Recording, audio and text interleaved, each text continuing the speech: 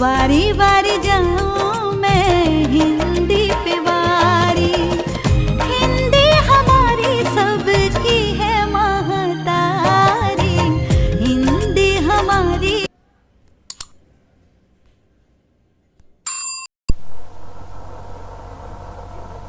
ಆತ್ಮೀಯ ವಿದ್ಯಾರ್ಥಿಗಳೇ, ತಮ್ಮೆಲ್ಲರಿಗೂ ಕೂಡ ನಿಮ್ಮದೇ ಆಗಿರ್ತಕ್ಕಂಥ ಮಾಡ್ತಾ ಇದ್ದೀವಿ.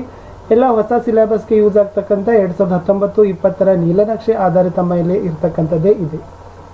ಸೊ ಶುರು ಮಾಡೋಣ. ಇವತ್ತು SSLC ಹಿಂದಿಯಲ್ಲಿ 4ನೇ ಪಾಠ ಅಭಿನವ ಮನುಷ್ಯ ಪಾಠದ ಕ್ವೆಶ್ಚನ್ ಬ್ಯಾಂಕಲ್ಲಿ ಇರ್ತಕ್ಕಂಥ ಕ್ವಶನ್ಸ್ಗಳು.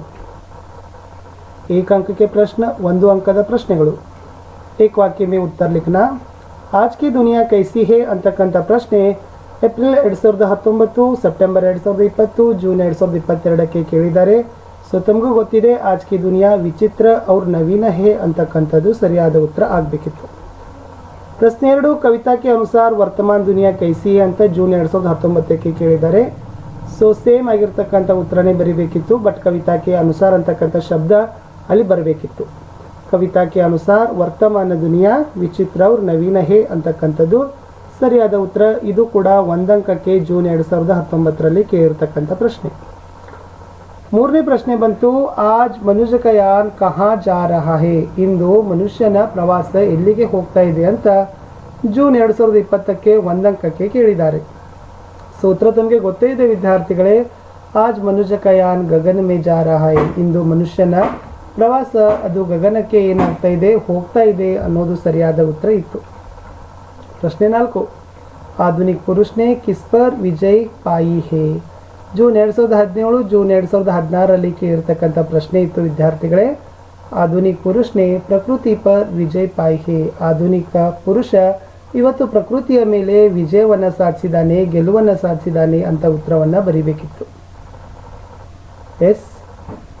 5ನೇ ಪ್ರಶ್ನೆ ಬಂತು, ಪವನ ಕಾ ತಾಪ್ ಕಿಸ್ಕೆ ಹುಕ್ಮ ಪರ್ ಚಡ್ತಾ ಉತರ್ತಾ ಹೇ ಅಂತ ಏಪ್ರಿಲ್ 2017 ಮತ್ತು 18ಕ್ಕೆ ಏನು ಮಾಡಿದ್ದಾರೆ, ಈ ಕ್ವಶನನ್ನು 2 ವರ್ಷನೂ ಕೂಡ ಕೇಳಿದ್ದಾರೆ. ಪವನ ಕಾ ತಾಪ್ ಅಂತಂದರೆ ಗಾಳಿಯ ಉಷ್ಣತೆ ಯಾರ ಆಜ್ಞಾನುಸಾರವಾಗಿ ಏರ್ತಾ ಇದೆ ಮತ್ತು ಇಳಿತಾ ಇದೆ ಅಂದರೆ ವ್ಯತ್ಯಾಸವನ್ನು ಕಾಣ್ತಾ ಇದೆ ಅಂತ ನಾವು ಹೇಳ್ಬೋದು. ಸೊ ಪವನ ಕಾ ತಾಪ್ ಮನುಷ್ಯಕ್ಕೆ ಹುಕ್ಮ ಪರ್ ಚಡ್ತಾ ಉತರ್ತಾ ಹೇ, ಇವತ್ತು ಗಾಳಿಯ ಉಷ್ಣತೆಯೂ ಸಹಿತ ಏನಾಗ್ತದಪ್ಪ ಅಂದ್ರೆ ಮನುಷ್ಯನ ಆದೇಶಕ್ಕೆ ಅನುಗುಣವಾಗಿ ವ್ಯತ್ಯಾಸ ಆಗ್ತದ, ಹೆಚ್ಚು ಆಗ್ತದ ಮತ್ತು ಕಡಿಮೆನೂ ಆಗ್ತದ ಅಂತ 1 अंकಕ್ಕೆ ಕೇಳಿರ್ತಕ್ಕಂಥ ಪ್ರಶ್ನೆ ಇತ್ತು. ಇನ್ನು ಇದೇ ಪಾಠದಲ್ಲಿ ಅನುರೂಪದ ಪ್ರಶ್ನೆಗಳನ್ನು ಕೇಳಿದ್ದಾರೆ. ಮೊದಲೆರಡು ಪದಗಳ ಸಂಬಂಧವನ್ನು ತಾವು ತಿಳ್ಕೊಂಡು 3ನೇ ಪದದ ಸಂಬಂಧವನ್ನು ಬರಿಬೇಕು. ಫಸ್ಟ್ ಕ್ವಶನ್ ಇತ್ತು, ಮಾತೃಭೂಮಿ ಅಂತಕ್ಕಂಥದ್ದು ಭಗವತಿ ಚರಣ ವರ್ಮ ಅಂತ ಜೋಡಿ ಕೊಟ್ಟಿದ್ದಾರೆ, ಬಟ್ ಅಭಿನವ ಮನುಷ್ಯ ಅಂತ ಡ್ಯಾಶ್ ಕೊಟ್ಟಿದ್ದಾರೆ. ಸೊ ತಾವು ಅಲ್ಲಿ ಬರೀತಕ್ಕಂಥದ್ದು ಏನು ತಿಳ್ಕೋಬೇಕು, ಮಾತೃಭೂಮಿ ಬರೆದವರು ಭಗವತಿ ಚರಣ್ ವರ್ಮ, ಹಾಗಾದ್ರೆ ಅಭಿನವ ಮನುಷ್ಯ ಬರೆದಿರ್ತಕ್ಕಂಥವ್ರು ಅಂತ ತಿಳ್ಕೊಂಡು ಕವಿ ಹೆಸರು ಬರೆದ್ರೆ 1 अंक ಕೊಡ್ತಾರೆ. ಏಪ್ರಿಲ್ 2017ಕ್ಕೆ ಕೇಳಿದ್ರು. ಉತ್ತರ ರಾಮಧಾರಿ ಸಿಂಗ್ ದಿನಕರ್ ಅಂತಕ್ಕಂಥದ್ದು ಬರಿಬೇಕಿತ್ತು. ಇನ್ನು ಮುಖ್ಯ ಪ್ರಶ್ನೆ 3ರಲ್ಲಿ 2-3 अंकಕ್ಕೆ ಪ್ರಶ್ನೆ ಇದೆ. 2-3 ವಾಕ್ಯದಲ್ಲಿ ಪ್ರಶ್ನೆಗಳಿಗೆ ಉತ್ತರಗಳನ್ನು ತಾವು ಉತ್ತರಿಸಬೇಕು. ಸೊ ಮೋಸ್ಟ್ ಇಂಪಾರ್ಟೆಂಟ್ ಆಗಿರ್ತಕ್ಕಂಥ ಕ್ವಶನ್ ಇದೆ, ಕವಿ ದಿನಕರ್ ಕೆ ಅನುಸಾರ ಮಾನವ ಕಾ ಸಹಿ ಪರಿಚಯ ಕ್ಯಾ ಹೇ ಅಂತ ಇದೆ. ಕವಿ ದಿನಕರ್ ಅವರ ಪ್ರಕಾರ ಮನುಷ್ಯನ ಸರಿಯಾಗಿರ್ತಕ್ಕಂಥ ಗುರುತು ಪರಿಚಯ ಏನು ಅಂತ ಕೇಳಿದ್ದಾರೆ. ಏಪ್ರಿಲ್ 2015ಕ್ಕೆ ಕೇಳಿದ್ದಾರೆ, ಏಪ್ರಿಲ್ 2016ಕ್ಕೆ ಕೇಳಿದ್ದಾರೆ, ಜೂನ್ 2016 ಮತ್ತು ಏಪ್ರಿಲ್ 2017ರಲ್ಲಿ ಕೂಡ ಈ ಪ್ರಶ್ನೆ ಬಂದರೆ ಜೂನ್ 2017, ಜೂನ್ 2019, ಜೂನ್ 2022ಕ್ಕೆ 3 अंकದ ಪ್ರಶ್ನೆಯನ್ನು ಸಹಿತ ಇದನ್ನು ಕೇಳಿದ್ದಾರೆ.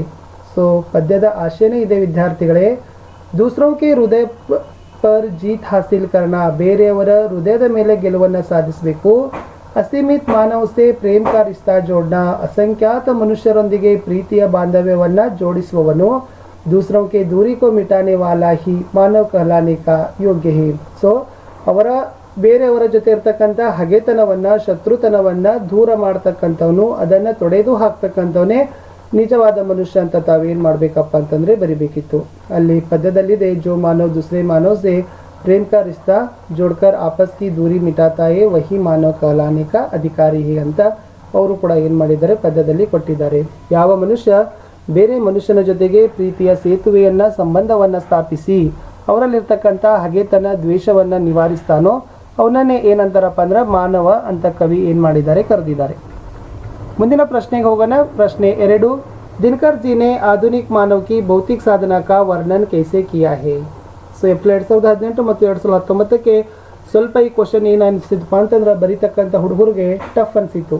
ಇಲ್ಲಿ ದಿನಕರ್ ಜಿ ಆಧುನಿಕ್ ಮಾನವ್ ಕಿ ಭೌತಿಕ ಸಾಧನ ಅಂತಂದ್ರೆ ಪ್ರಕೃತಿ ಪರ್ ವಿಜಯಿ ಪುರುಷಾಸೀನ್ ಅಂತ ಕ್ವಶನ್ ಇದೆ ನೋಡಿ, ಅದರ ಆನ್ಸರನ್ನು ಇಲ್ಲಿ ಬರಿಬೇಕಿತ್ತು. ಸೊ ಉತ್ತರ ಇದೆ, मनुष्य ने प्रकृति के हर तत्व पर विजय प्राप्त किया है.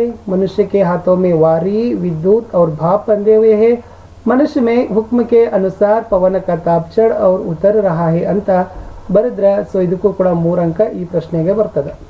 ಇನ್ನು ಲಾಸ್ಟ್ವರೆಗೂ ಈ ವರ್ಷ ಈ ಕ್ವಶನನ್ನು ಸಹಿತ ನಾವು ಎಕ್ಸ್ಪೆಕ್ಟ್ ಮಾಡಿದ್ದೀವಿ, ಯಾಕಂದ್ರೆ ರಿಪೀಟ್ ಆಗ್ತಕ್ಕಂಥ ಚಾನ್ಸಸ್ ಇದೆ. प्रकृति पर सर्वत्र है विजयी पुरुष आसीन इस पंक्ति का आशय समझाइए ಅಥವಾ ಇದರ ಆಶಯ ಏನು? ಪ್ರಕೃತಿ ಮೇಲೆ ಎಸ್ ಮನುಷ್ಯ ಕುಳಿತುಕೊಂಡಿದ್ದಾನೆ ಅಂದರೆ ಏನು ಅಂತ ಕೇಳಿದ್ದಾರೆ. ಸೊ ತುಂಬ ಸರಳವಾಗಿರ್ತಕ್ಕಂಥ ಉತ್ತರ ಇದೆ. ಆಲ್ರೆಡಿ ಏನು ಉತ್ತರ ಇದೆ ಅದನ್ನು ಬರಿಬೇಕಿತ್ತು. ಜೂನ್ 2020 ಮಾರ್ಚ್ 2022ಕ್ಕೆ 3 ಅಂಕಕ್ಕೆ ಕೇಳಿದ್ರು.